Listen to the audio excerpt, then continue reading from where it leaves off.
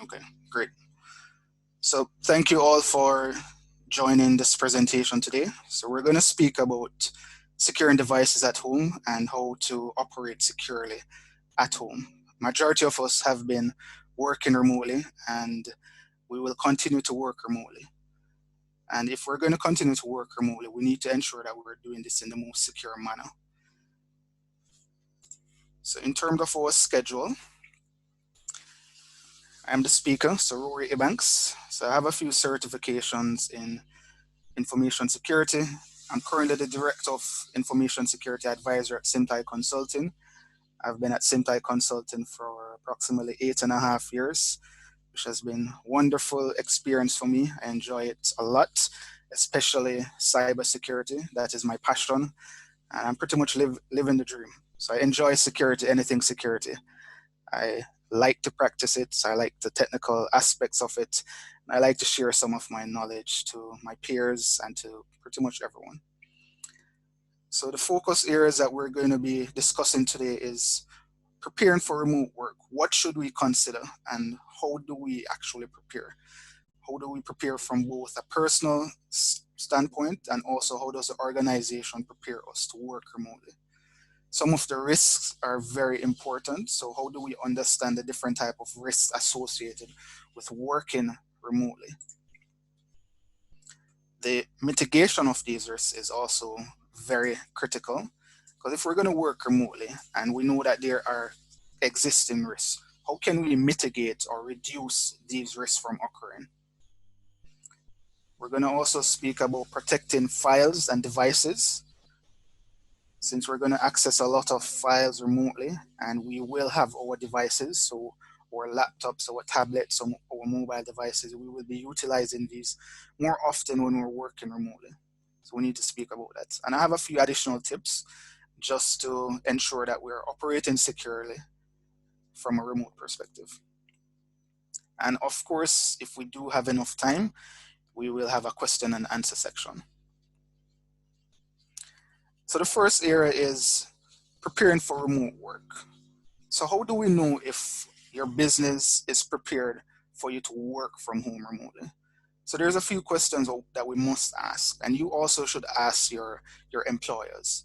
So what are the services that are critical to your operations? Because if we don't understand what is critical to our operations, then we won't know what to offer remotely. Depending on the type of organization, we may decide to only offer our core systems remote access, and we may not allow everyone to access those items remotely. So we need to ensure that we understand what we're going to offer remotely and what is critical to our business for operation. What processes are important also to be effective, and the people that are going to access these processes and these services. So remember that not everyone may be able to access these systems remotely. So the organization has to decide who is going to access it, how are they going to access it, what time frame are they going to access these devices, these files remotely. So that has to be decided by the company from the get-go. Can the services actually be offered remotely? So we're talking about remote work, and yet we don't even know if these services can be offered remotely.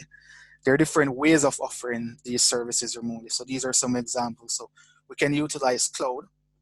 So we can either have a server in the cloud where persons remotely connect to these servers, or we can have our web applications in the cloud where persons can remotely connect to these applications. We can also use VPN, so virtual private network. And we'll be speaking more about these terminology in the next section. So VPN is how we can remotely access the environment. So if we have a physical office or if we have a network that's set up in the cloud, then we can utilize VPN to connect to that environment and then we can access the systems once you're properly authenticated.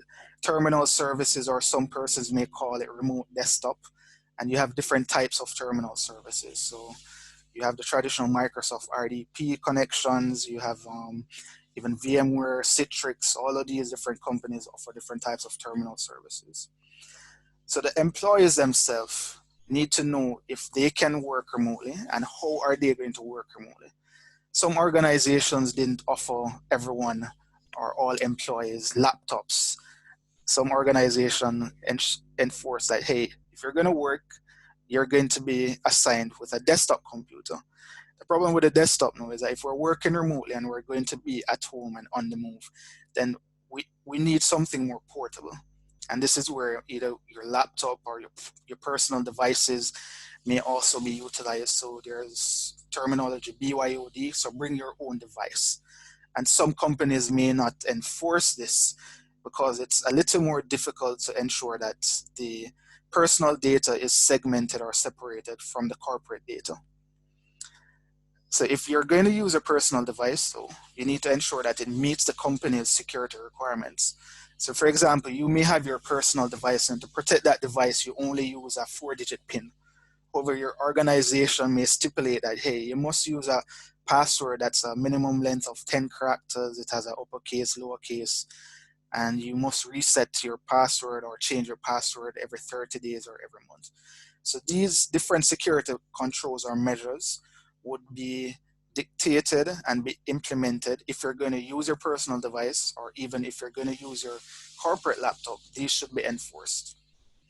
So do you have adequate internet access? I know a lot of us have been complaining about the drop in internet quality. We have been on Zoom meetings, on different types of web conference meetings, and we're seeing interruptions. We have been intermittently disconnected from these meetings. And the internet access is very critical, because if we don't have internet access, then it will be difficult for us to connect remotely to these web services that require us to have internet access. So the speed internet that we have, we need to ensure that we have redundant connections. So a good practice is, if you only have one service provider or one ISP, then you can ensure that your mobile device has data on it, so you can utilize it as a personal hotspot.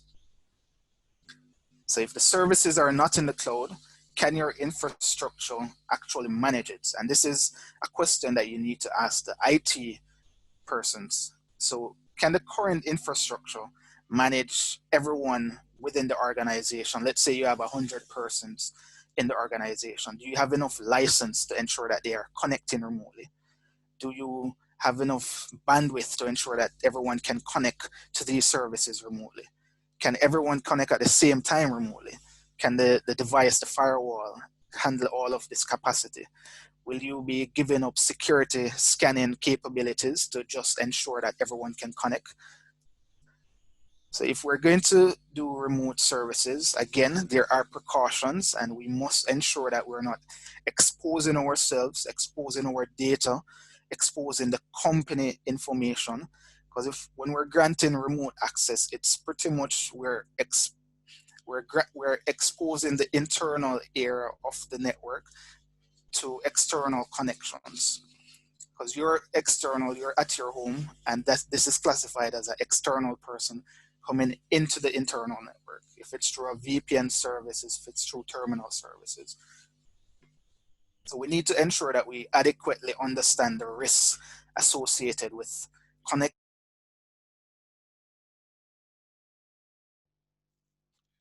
Hi everyone, my apologies. It seems like Rory has gotten disconnected.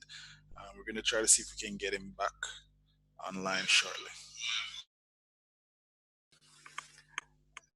Well, that was a perfect example of having redundant internet connection.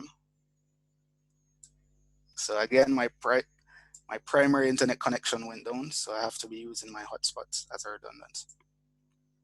All right, so I'm going to reshare my screen.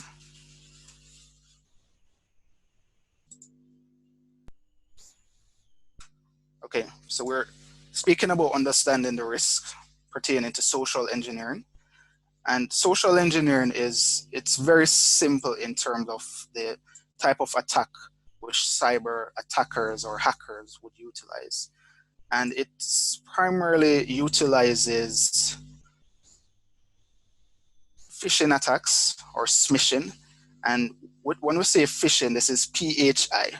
So the phishing is really a tactic that's used by sending emails, pretending to be someone, or try to lure persons to click on a malicious link or visit a website, or to just submit information.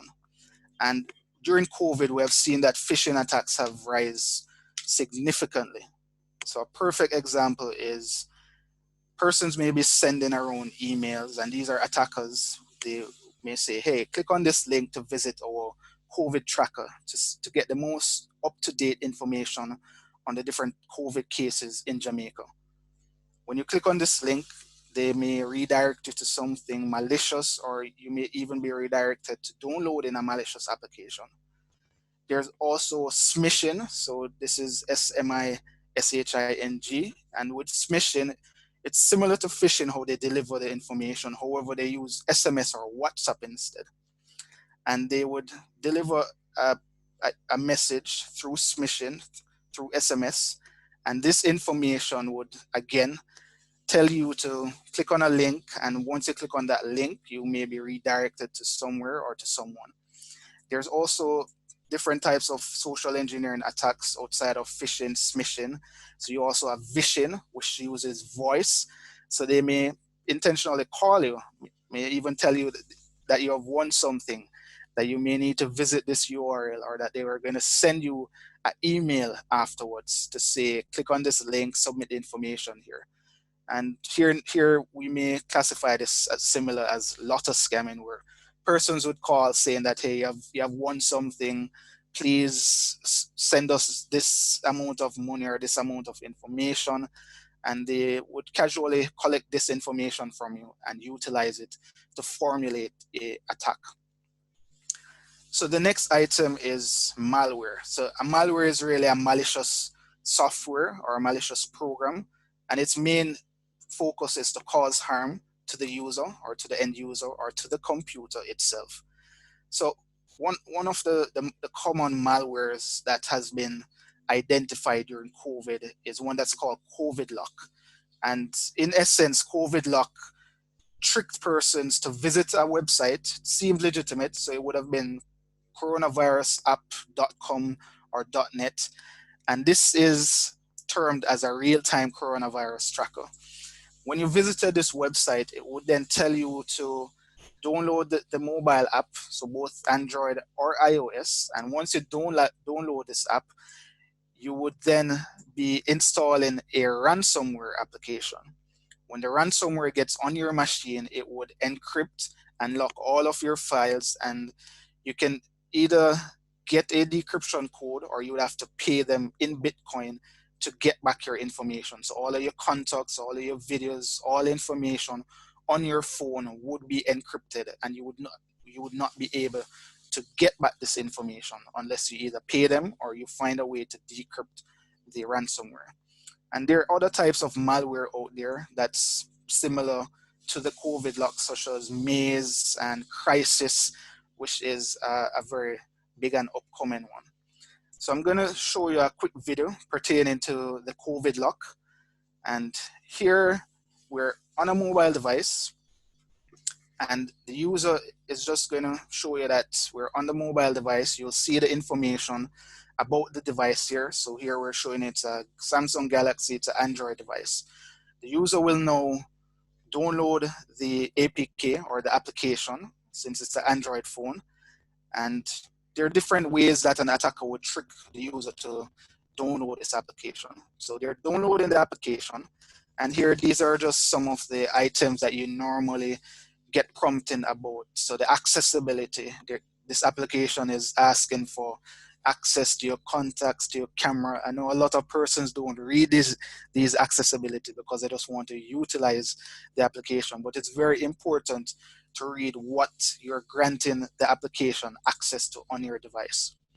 So there you can see this application, it wants to install additional services also. So currently it looks like a legitimate application, right? And it's telling you that it's going to interact with all of these different systems on your device, so your phone, your camera. Once it's successfully installed, the coronavirus application, which is here, will be hidden. And once it's hidden, then you can't uninstall the application. This is how the creators of this ransomware made the application. So there the application disappeared. And in a few seconds, it will start encrypting the entire device. So it's running in the background currently.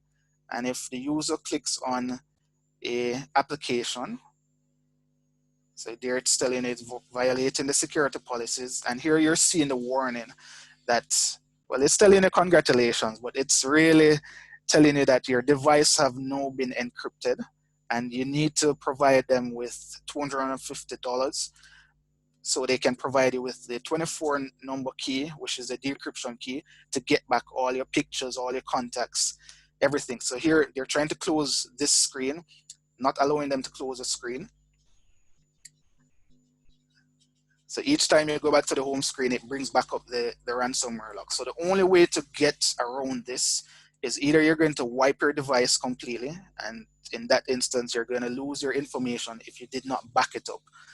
The other way is if you know the decryption key. So for this specific ransomware, there was a lot of research done with it, and they identified the decryption key. So there was a decryption key entered, so 48650835001. Once that was entered, then the coronavirus app will now be visible again. And once it's visible, you can now uninstall or deactivate the app. So here the user is searching for it. They identify coronavirus tracker, they clicked it, and now they can uninstall. So they can click on the uninstall option, and it will remove the application from the device. Even though it removes the application from the device, I would still recommend wiping the device completely. So do a complete factory reset, because you're still not know if there are any remnants of this application on the device. So the user will now just be browsing around and they would gain back access to their device. But you see how simple it is that you could just be downloading an application, and by just downloading a simple application, you'll end up losing all of your information pertaining to your device. So all of your contacts, all of your pictures, your videos, your email messages. And that is why it's important to ensure that you have proper backups in place, and you also need to have antivirus installed on your mobile devices also, not only just your laptops, but also on your mobile devices. So the next big risk is remote service attacks. And remote service attack is where an attacker would try and gain access to remote services that are publicly accessible. So example is a remote desktop connection to a computer, which is accessible over the internet. And there are different vulnerabilities that would be exposed by having this setup. So remember that if you're providing remote desktop services and you don't have any controls in place to restrict who can connect to these remote desktop services, that means that an attacker may be able to connect to this service, and the only protection would typically be a username and a password.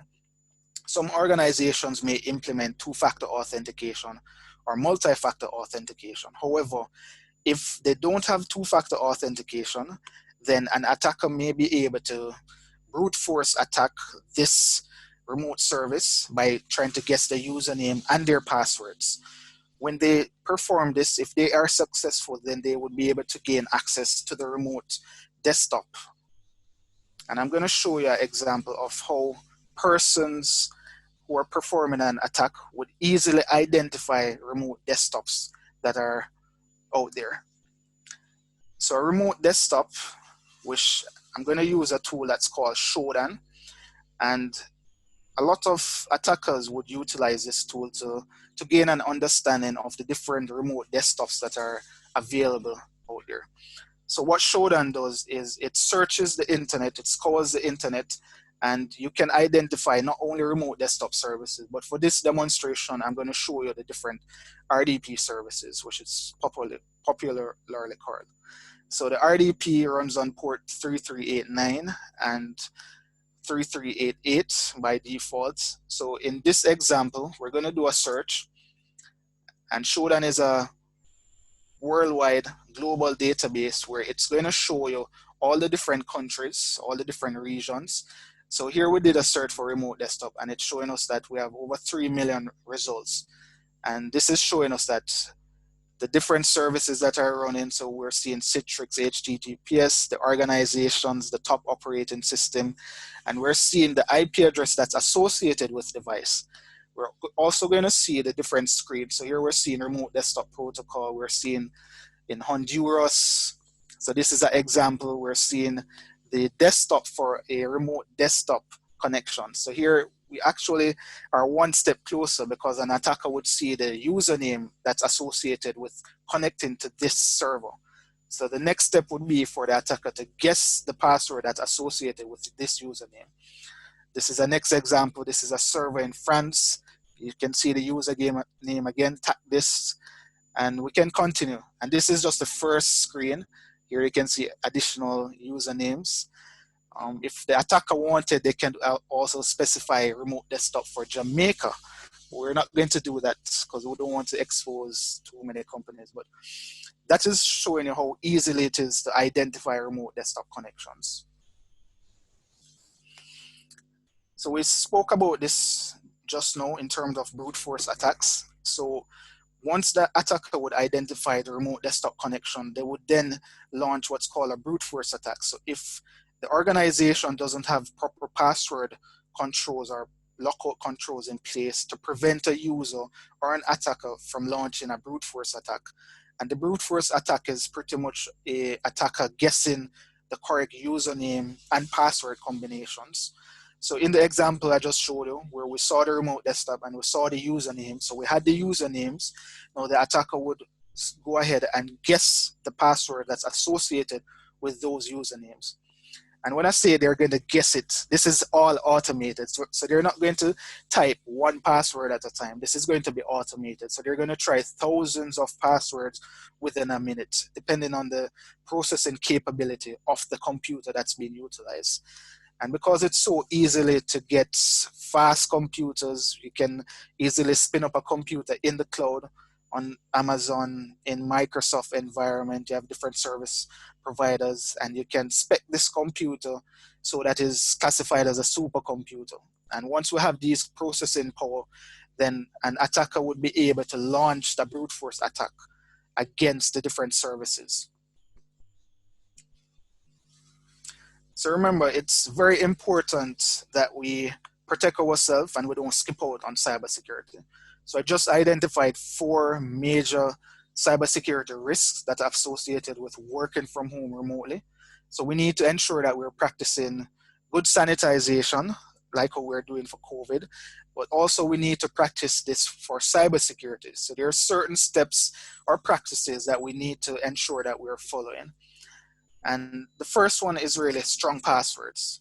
So we need to ensure that we're utilizing strong passwords. And when I say strong passwords, it needs to be complex. It needs to have a mixture of uppercase, lowercase, special characters, numbers, ideally a minimum of 10 characters long. I do recommend using password managers to store your password. When you utilize a password manager, yes, you still need a password to gain access to that password manager. But what it allows you to do is to generate randomly strong passwords. So for example, I utilize a password manager. I don't know majority of my password because I generate a very strong and complex passwords. So my password is typically 16 characters long, and it has very random letters, numbers in it. It's not a phrase, it's not a passphrase, it's just randomly generated passwords, which makes it more difficult for attackers to guess, because when they're guessing, they're utilizing what's called a dictionary, and the dictionary would have different password combinations that they would try against the different devices. Even during COVID and before COVID, we have seen the use of weak passwords and default passwords protecting different devices. So you may have a username as admin and a password as admin. That would be identified quickly and easily by an attacker. So to complement strong passwords, we recommend using two-factor authentication or multi-factor authentication. And what this does is it supplements the use of a password. So after you enter your password, you need to enter something else to grant you access to your services. So that could be something that you know or something that you have, such as maybe a secret question or a randomly generated token. So you may hear about the Google Authenticator, or it may send you a password, a one-time password, each time you're going to log into your device. So I typically enforce two-factor authentication on any service that has it, because it's more secure. So yes, I do use strong passwords, but to add that additional defense in depth, you also need to enforce two-factor authentication. And you can also utilize biometrics. So your face ID, your fingerprint, these are similar to multi-factor authentication. And it does allow you to strongly protect who can gain access to your device, to your applications, and to your files and information. So least privilege is also a good way to ensure that only who should have access to the file or to the environment has access. So let's say we have 5 employees within your organization, and five of these employees need access to a specific file. You wouldn't want to give these 5 employees full access or full control or administrator access. You would want to put them in different groups or different categories. It may be based on their employee stature, maybe their location, maybe the type of services that they're going to offer. So you would categorize them accordingly, and you would grant them limited access. So as best as possible, you should provide them with the least amount of access that they need to perform their duties. Then VPN, it's always recommended to utilize a VPN. So even if you're connecting to cloud services, we do recommend using a VPN to connect to these environments. And there are different types of VPN services. So I would say it's pretty much you may have a corporate VPN and you may have a free VPN. So you could download a free VPN from your App Store or your Play Store. And when you download this VPN and you click connect, you may see that it's connecting to a server that is located in France, in Europe, in China. When you connect to that VPN, because that VPN is not owned or managed by your employers or your organization, you don't know what is happening to your data when you're going to that VPN. Yes, the data may be encrypted, but because it's passing through a server that no one within your organization has access to or is monitoring or is managing, you're not sure what is happening to your data. So we recommend using enterprise grade VPN. And when you're utilizing VPN, ensure that you're using strong encryption schemes and encryption types. Again, backup is very important. So all your information should be backed up regularly. I recommend having automated backups for both your laptops, your phones, your emails. So ensure that you have replication in place, because you don't know when you may be compromised or you may get a virus. And you would always want to ensure that your information is as current as possible. So all your devices should also be encrypted, and it should be backed up regularly. So up to date, ensure that your devices are up to date, and not only your laptops, but also your mobile devices, your software. IT needs to ensure that all of your devices are current and up to date. And I know it may be frustrating at times when you may be doing a work or writing a report, and you see the Windows notification pop up to say, hey, there's an update that needs to be applied to your device. However, you need to restart your device. Trust me, take the time out and restart your device. Suspicious emails, you need to always look out for these emails. So remember, there are phishing emails that may be sent out. So avoid opening any type of suspicious emails, attachments, even if you do know the person that is sending the email. If you did not expect a document or a picture from this person, don't click on it. Call them and find out if they really sent a document to you or if they really sent a file to you. Even if they say yes, be very cautious when you're opening those files. What we do recommend is that you have additional email gateway protection or even antivirus that scans your emails before it's downloaded to your devices. Because previously, phishing emails would be very easy to detect and identify. You'd normally see maybe like something that's misspelled, or it's not addressing you as your correct name, or it doesn't have a email footer or any information embedded in it that would tell you that, hey, this is a legitimate email. But now attackers is getting so creative that they're even copying websites to ensure that it looks legitimate. So they may copy your company website. They may know the person that is sending the email. So they would say, hey, it's coming from your managing director. And this is his email salutation. And they would have that in the phishing email. So be very cautious when you're opening and accepting emails.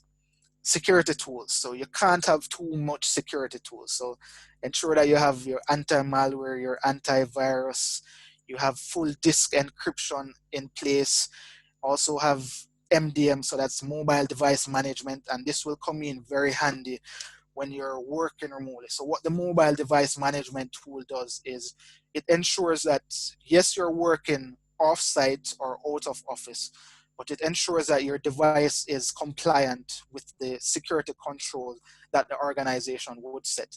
It would also allow the IT persons to ensure that they can keep a track of the IT assets. They can remotely update the IT asset. They can remotely wipe the IT asset if they need to. They can track it and identify and even recover the devices in some instances. They can even enforce password lockouts, password reset, password controls, screensavers. They can enforce a lot of different controls. So we do recommend using a mobile device management tool to ensure that security is embedded in all devices. So your home Wi-Fi, we're all utilizing this even more often now, and majority of the times we don't even look at the what's called the SSID or the name of the Wi-Fi network. Most times this is the default name, the default password that's shipped with the device or that is provided by your internet service provider. So if you look on your router, your wireless router, you may turn it over and you may even see the password written on it. Sometimes the service provider even hands you a paper with the password. Ensure that you change all these default credentials. So the default credential to access the wireless device itself, and also to even log into the router as an administrator.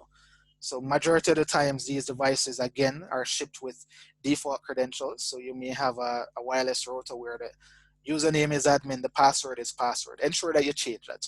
Because if someone gets onto your network, could be someone legitimate and they have malicious intentions, they can easily log into to your wireless router and pretty much compromise your entire network. So ensure that you even hide your wireless network. So you can hide your SSID or your wireless network so it's not broadcasted. So if you're naming your wireless SSID, also you can name it something very random. Ensure that you're using strong encryption types. So we do recommend using WPA2 or WPA3, which has a more stronger encryption algorithm that's utilized for authentication. So yes, you may require a stronger key to connect to your wireless router, but it's more secure and it's more safer. Video conference securely. So we need to enforce that we are utilizing video conference tools secure. So we are passing and we are speaking a lot of sensitive information through video conferencing. So we need to ensure that our camera is secure. If we're not going to utilize our camera, you can turn it off, both electronically or manually. You can even put a tape over the camera if you're not using it, if it doesn't have that physical lock that you can use. I recommend using headsets when you're utilizing or when you're doing web conference, because you don't want persons around you, especially a neighbor, to hear the full conversation. You may be speaking about something very confidential. You don't want to expose that information or both ends of the conversation widely. Ensure that you're using password to protect your meetings. So to gain access to your meetings, either you can utilize a password or you can either utilize features such as a waiting room or a lobby. What's also good is to ensure that you segment your network. So you may have your personal devices on one network and your corporate or company devices on the next network, which is a very good practice.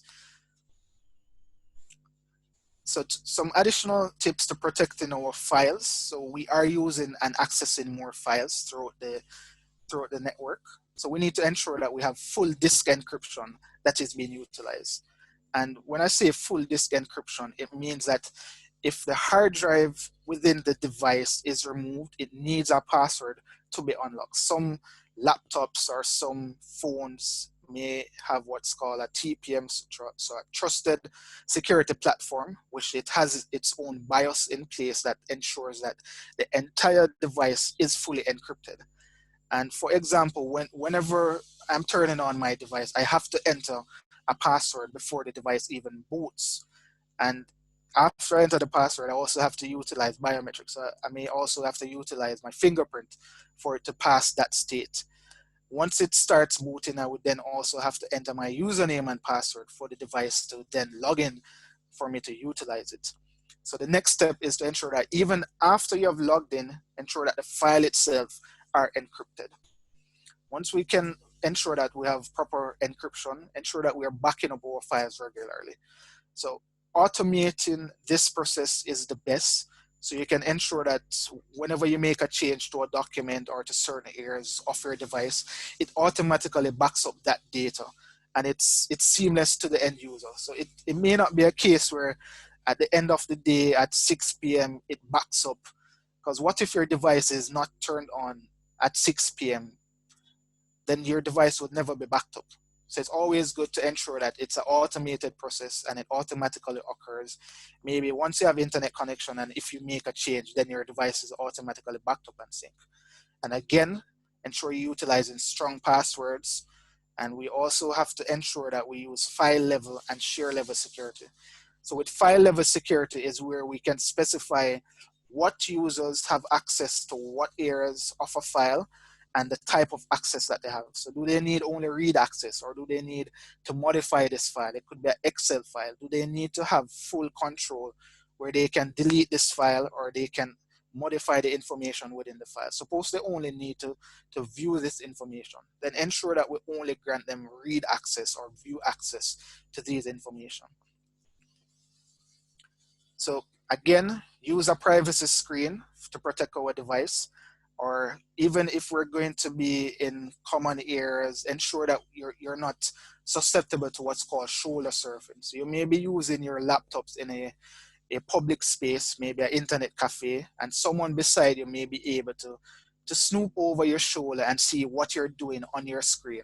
Worse, if you're not using your headset, then you may be speaking about something that's very confidential, and also that person may be seeing what you're speaking about. Use a strong BIOS password and use strong passwords or biometrics to gain access to your device. You can even use both. Doesn't hurt to have a lot of security in place, because we do recommend having defense in depth. Install a Find My Phone application, or if you do have a MDM, a mobile device management tool, then this would assist in you being able to track and identify your device if it's lost or stolen, or even to help recover your device. And avoid leaving your devices unattended.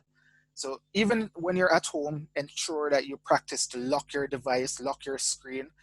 Yes, you may have a screensaver, but the screensaver may come on 2 or 3 minutes after you have walked away from your device. Practice pressing the Windows L icon. That's a shortcut key to lock your device. It doesn't matter if you're just going to the bathroom, if you're going to step away for 10 seconds, a lot can happen within 10 seconds. So practice locking your devices. And always keep your device up to date. So software updates is a must, and it is recommended. And if you can avoid connecting to insecure or untrusted wireless network, please do not connect to open Wi-Fi. I know you may go to a hotel, or even when we're at the airport, we want to gain internet access and we see that it's an open Wi-Fi. Do not connect to the open Wi-Fi. If you must connect to the open Wi-Fi, utilize a VPN to encrypt your session. So as you connect, you can automatically set your VPN to establish that encryption, so that yes, the initial connection is not encrypted, but the VPN would now encrypt the tunnel so that you're more secure. And ensure that you're using the most up-to-date and recent antivirus, anti-malware, firewall. All of these devices needs to be installed, properly configured, and up to date. So just a few additional tips. And it is again to lock your devices, and also remember to lock your doors. So yes, we're at home and you may be a little more relaxed, you may be a little more comfortable because you're in your in your silo in your home, but practice locking your devices and locking your doors also. Don't leave your devices in your cars, even if it's in your trunk. Don't leave it in your trunk. Persons may break into your car just to steal your devices. Keep your devices on you all the time. Ensure that you shut down your laptop at least once per week, and not only just restarting it, but because we get so many frequent Windows updates or updates to our devices, it needs to be applied to the devices. And to apply these updates to the devices, most times you need to either restart or shut down your computer. So a good practice is that at the end of the week, just practice to shut down your device. It also saves you electricity bill, and it also saves you from having your device run hot or being up all the time. So a good example is that when you go to sleep, if you do not turn off your device will still be up, and most time your devices will also be connected to the internet when it's up. If it's connected to the internet, an attacker will be able to launch a remote attack to your device without your knowledge, because you would not be around your device. So practice closing your laptops, putting it in hibernation after you've finished using it, or just shutting down the laptops. Security awareness, can't stress this anymore. Ensure that your employees, your staff, your loved ones, your kids, everyone is practicing good cybersecurity. The staff needs to ensure that they're protecting themselves. So yes, the employee and the employer have different roles to play in cybersecurity, but the training needs to happen. It needs to be very frequent. We need to do continuous testing. So for example, we may do periodic phishing exercises to see if a employee or a staff member would be susceptible to a legitimate phishing attack. And this also ensures that staff members are on their toes, they are more aware, they're more alert, and they are practicing good cybersecurity. So Zoom it's a very popular platform that we are utilizing almost every day when we're having web conference. So we need to ensure that we're utilizing security. And just some quick tips on how to utilize Zoom. And this also applies to WebEx, to Teams meeting also. So with Zoom, you may have a unique ID or a unique meeting ID. Do not use this for all your meetings. So with Cisco WebEx, you may have a personal meeting ID. Most time persons label this meeting ID as their name. So they may put meeting ID Rory Ibanks. If they have that as a name and they keep using that meeting ID, then because the meeting ID does not change, an attacker, if they do identify that meeting ID, even if you protect it with a password, the attacker would know the continuous meeting ID that you're using, and they would now target that meeting. So practice using random meeting IDs for each meeting. Zoom can generate randomly generated meeting IDs, so you can utilize that. Ensure you have a password. Password must be utilized for you to grant access. You can even ensure that you configure what's called a waiting room or a lobby area. So yes, even if you know the meeting ID, you enter the correct password, an administrator or the host must grant you access before you can even enter the meeting. To even go a step further, the administrator can even disable comments, disable the what you can do within the meeting itself. They can disable chats, because remember, we may have chats and we may be able to upload attachments or share sensitive information. So we need to ensure that we're protecting these information as best as possible. I would recommend upgrading to the paid version or the enterprise account of Zoom, because it does add some additional security controls. So a few months ago, Zoom would have implemented end-to-end encryption on on chats and on meetings for both paid and enterprise version. However, this is not enabled by default. Also, just having end-to-end encryption is not enough, because you also need to ensure that you have encryption at rest, encryption in motion, and also end-to-end encryption. To only get these features, you can only get it by having the enterprise account. And that would ensure that the data in transit, in motion, at rest, once it's saved, is fully encrypted. with the enterprise version, you also gain some additional security features that you can configure throughout your Zoom account. And this may include disabling the different features like comments again, ensuring that you can't reuse a link. A link may be expired after X amount of time. A very big weakness that we have identified with Microsoft Teams is that when you share a meeting link, the link does not expire. I think it expires by default after 90 days. So if we have a meeting now through Teams, and let's say a week after you want to rejoin that meeting, you can utilize the same link and the meeting would still be there. All of your chat information would still be there. If you shared any documents, that would still be there. If you as a user does not put proper controls in place to protect that meeting in terms of needing a password, having a lobby error, if an attacker gains access to that meeting, then they would be able to start that meeting, trick persons to join the meeting, retrieve information from the meeting, and they can launch a wide range of attacks by just simply gaining access to that meeting ID. So it's very important to ensure that we have strong controls in place to restrict how persons can gain access to meetings and what they can do when they're in meetings.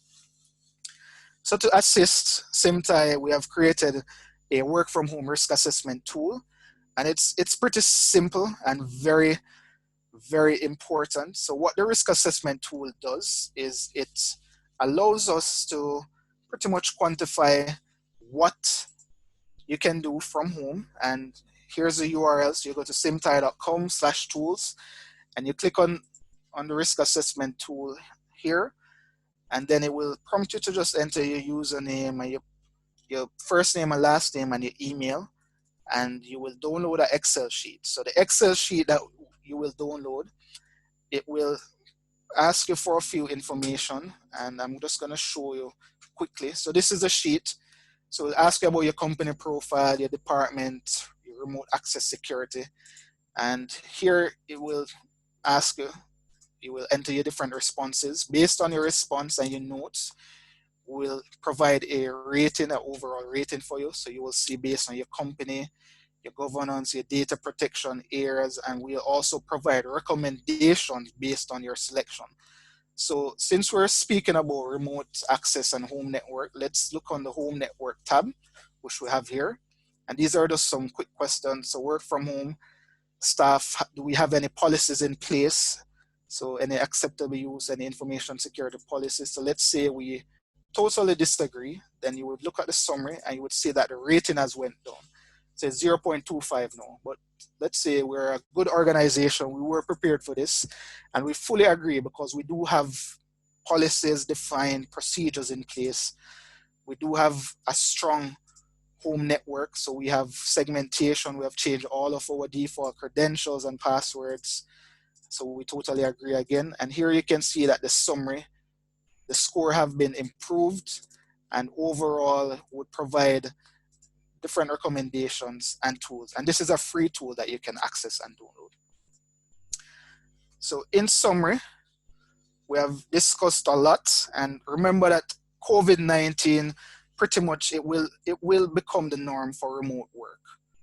A lot of us were not even considering working from home before COVID-19, but this has really pushed us forward in implementing different controls, implementing different technologies to facilitate us working remotely. So what we need to ensure is that we're doing this as securely as possible, and we are always aware, be cybersecurity aware and focused, and just practice, because practice makes perfect. So practice some of these tips, and remember that the landscape is always changing. So a week from now, there may be a different type of attack or a different type of vulnerability that's out there. So we always need to be aware and alert.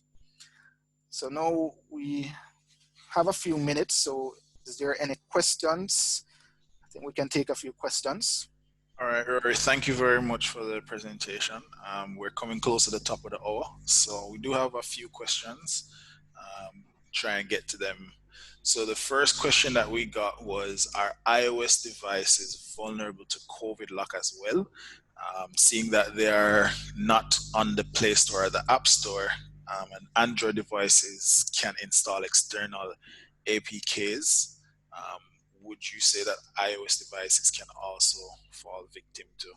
Yeah, they're vulnerable also. So why the COVID lock is not in the App Store anymore is that they have removed the applications, and there have been, it's not as frequent as Android, but there have been cases where malicious applications have been in the iOS store. It's a little more tedious to get an iOS application approved, but if it does make it to the App Store, you can download it. Even if it's not within the App Store, there are different ways that you can force the iOS to install the application. So similar to Android, you can do a side load. You can do that similarly to iOS also. So it is vulnerable to the COVID lock vulnerability. Okay, great. And the next question that we got is, with regards to encryption, what is the difference between end-to-end encryption, at rest and in motion? So the end-to-end encryption is pretty much ensuring that once you send a chat, that the recipient is the only one that can access that. And then in motion is if you're sending a file, so from the initiator to the end, that channel is fully encrypted. And at rest is once you download that information, once it's on your machine or on a disk locally, then the file will be encrypted when it's being downloaded. Great. Another question is a VPN good enough to keep me secure? Similar to the way they're advertised on TV, can I just get a VPN for my device, for my team, and they'll be secure? So it's a step in being a little more secure, but by just installing or having one tool won't make you fully secure. But what we do recommend is having a defense in depth. So having a VPN is a good start, but you also need to consider additional areas. So if let's say you have a VPN but you don't have an antivirus in place, would you still classify yourself as being safe or secure? Even when you do have antivirus in place, that still doesn't mean that you're fully safe or secure, because you do have different types of antivirus. You do have viruses that are not with signature based, so you may need an antivirus that focuses more on artificial intelligence, AI, where it can operate on its own even if it's not updated, even if the signature is not updated. It can identify malicious threats. So it's always best to have a defense in depth approach. So have your firewall, have your devices segmented, use strong passwords, use multi-factor authentication, have your VPN, don't connect to untrusted networks. If you are going to connect to untrusted networks, use VPN. Ensure that the VPN that you're using is safe, it's secure, it's connecting to a secure location. It uses strong encryption, you use strong passwords. If you're connecting to the VPN, it segments where you can connect to, and I can continue talking and talking and talking. But it's just to ensure that you have a proper defense in depth. So not only just a VPN, but having all the different layers in place. Okay, great. All right, so the last question before we end the webinar. When it comes to remote staff and gaining access, would you recommend allowing staff to have remote access from devices, or would you recommend using a virtual device or virtual login? Um, Similar to what they do in some of the BPOs, giving a virtual login to their staff before they can gain access to sensitive data. So the virtual desktop, both of them have them benefits and their drawbacks. The easier setup though, in terms of monitoring and managing data access, is to have the virtual desktop. So with the virtual desktop, persons wouldn't have access to the data to download it locally to devices, because all the data would be stored virtually in that desktop or in that setup. So what they would do is maybe use, so for example, using Citrix. So they would connect to a Citrix connector, enter the username and password. If they do have two-factor authentication, then they would enter that. Once they're in that environment, then they would see the different desktops or their applications that they can connect to. Once they connect to those applications, they can't copy out file, they can't copy data or move data from that virtual instance to their local device that they're using. While if you're using a VPN and you are still using a laptop, so if you have the VPN installed on your device, once you VPN and you connect to the environment, then you may be able to download files locally to your laptop. Even with the cloud, you may be able to download files locally to your device. So for example, if you're using Microsoft Teams, so or SharePoint, let's use SharePoint. So you're using SharePoint and you still need a VPN to connect to SharePoint. Once you connect to the VPN and you connect to SharePoint, you can download the data depending on the policies that you have in place. And that's assuming that you don't have a data loss prevention or protection tool. So if you don't have any DLP in place, you can download the file locally to your device. If the file is downloaded locally to your device and you don't have any controls to monitor or manage what happens to that file or where that file goes afterwards, then you're pretty much exposing yourself for a bigger risk because you're not able to locate or to manage the controls of the document or the file once it leaves the SharePoint space. Because now you're depending on the local controls of the laptop itself. And again, if you don't have strong controls in place for your devices, your endpoints, then you're putting yourself at a bigger risk because if you don't have encryption in place, if you don't have restriction in terms of can you send that file using your personal email account? Would the IT administrator know that you have downloaded the file or if you have deleted the file? So one of the controls that you can have in place is to ensure that you have proper alerts. So if someone accesses the file, if they download the file, if they move the file, if they're trying to send the file, you would be alerted or notified. You can even restrict how they download the file. If they're downloading the file, it has to be encrypted. If they download the file, can they send it to their personal email or do they have access to their personal email? And these are just a lot of different controls that you have to consider. So the easiest setup is to have a virtual desktop where you still have these restrictions in place to restrict what they can do once they access the file. Okay, great. Thank you very much, Rory, for the presentation and for answering our questions. And we want to thank all of you who are in attendance today for sticking with us, even through the internet downtime. It's interesting that while we're talking about redundant connections, we have a live example. We didn't plan that one, but that's what works out sometimes.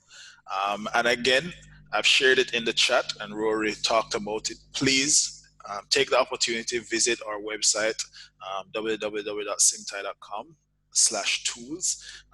Our risk assessment tool is a free tool. It's something that we came up with and decided to offer to all our clients, and now we're offering to the public as a free assessment tool. As Rory mentioned, it gives you recommendations and it allows you to really look at where you are as an organization. And for some of you at home, you may be an SME, you may be a startup company, and you want to assess, where you are. You can't, check on all your employees all at once, but it will give you the information that you need. And then you can reach out to us following that. If there's anything that comes up that looks red on the recommendation sheet, Rory and the team will be more than happy to help assist you changing those colors from red to green. All right, thank you again and enjoy the rest of your day. All right, thank you everyone for visiting. Hope you did enjoy the content. I see one last question, Gary. What if you lose access to a password manager? Yeah, that's a good question. So with some of the password managers, they do allow you to reset your password or to gain back access to your password. However, it's sometimes a very tedious process where you would have to ensure that you verify yourself. So you would enter maybe your username or your email address that you use to sign up. And this all depends on how the password manager is integrated. Because some password managers can be linked to your Active Directory credentials. So if you lose access, that means you would have lost access to your AD or you would have forgotten your password for your AD. So if you simply change your password for your AD, then you would gain back access to your password manager. Again, you can also have backups for your password manager or your password vault. One of the practice that they do though is that they ensure that administrators will not be able to reset a user password to gain access to the password manager, and that's because of security purposes. But you do have forgot password options that you can explore to gain back access to your password managers. And different application, different password managers have different way of handling this. So they may send you a one-time password for you to enter that, or you may also be asked to enter your secret question or your security token, or even when you're setting it up initially, they may give you five randomly generated codes for you to save or to print out for safekeeping, just in case that you forget your password. You can use these to gain back access to your account. So there are ways to gain back access. Thank you. Hope that answered the question.